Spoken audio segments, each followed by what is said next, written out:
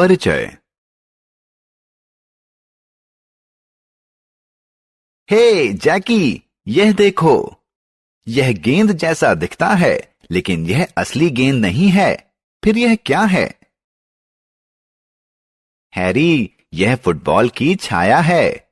यह इसलिए बनी है क्योंकि फुटबॉल ने सूरज की रोशनी को अवरुद्ध कर दिया है।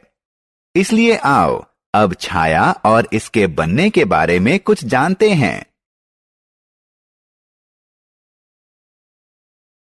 आओ सीखें।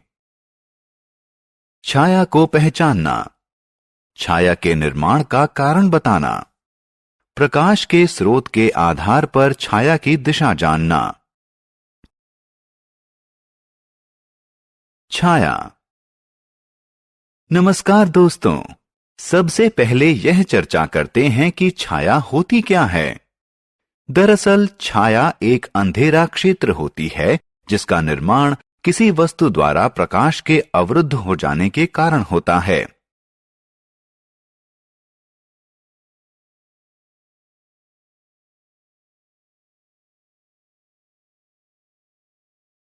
स्कूल व कॉलेज।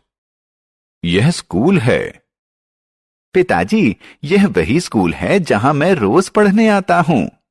मैं अपने स्कूल से प्यार करता हूं। मुझे स्कूल में पढ़ना और अपने दोस्तों के संग खेलना पसंद है। बढ़िया। वह देखो, वह कॉलेज है।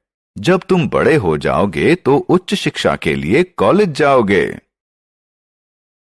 छाया अपनी दिशा बदलती है।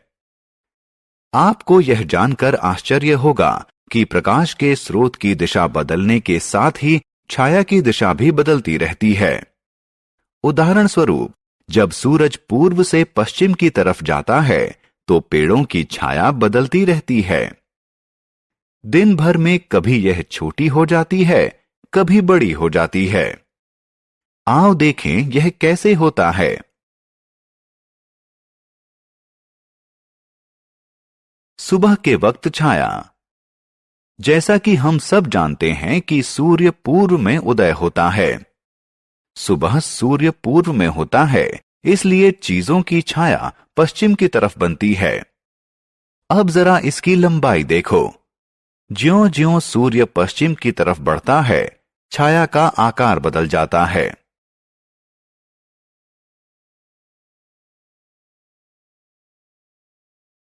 दोपहर के वक्त छाया।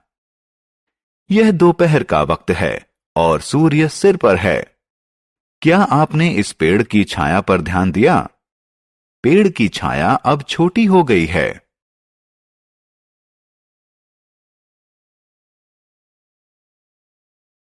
शाम के वक्त छाया। दोस्तों, हम सभी जानते हैं कि सूर्य पश्चिम में डूबता है, इसलिए शाम को चीजों की छाया पूर्व में बनती है।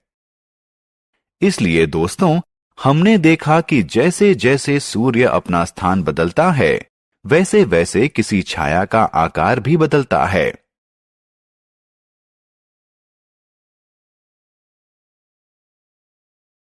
छाया की दिशा।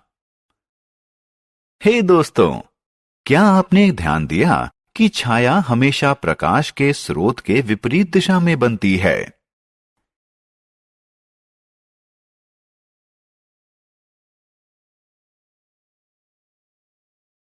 हमने क्या चर्चा की? छाया एक अंधेरा क्षेत्र होती है। जब प्रकाश किसी वस्तु से अवरुद्ध हो जाता है, तो छाया का निर्माण होता है। यह दिन भर समय के साथ अपनी दिशा और लंबाई बदलती है। यह सदैव प्रकाश के स्रोत के विपरीत दिशा में बनती है।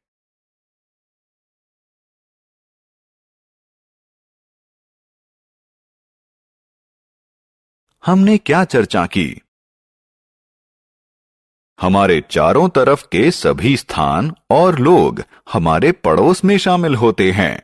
स्कूल और कॉलेज में हम नई और अच्छी चीजें सीखते हैं।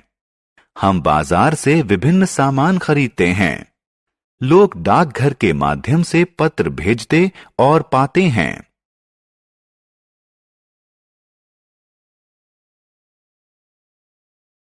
अस्पताल में डॉक्टर मरीजों का इलाज करते हैं और दवा देते हैं। लोग अपना धन और आभूषण सुरक्षित रखने के लिए बैंक में जमा करते हैं। अग्नि योद्धा और पुलिस अधिकारी जरूरत पड़ने पर लोगों की मदद करते हैं और उनकी सुरक्षा करते हैं। बसें और रेलें दूर के स्थानों को जोड़ती हैं।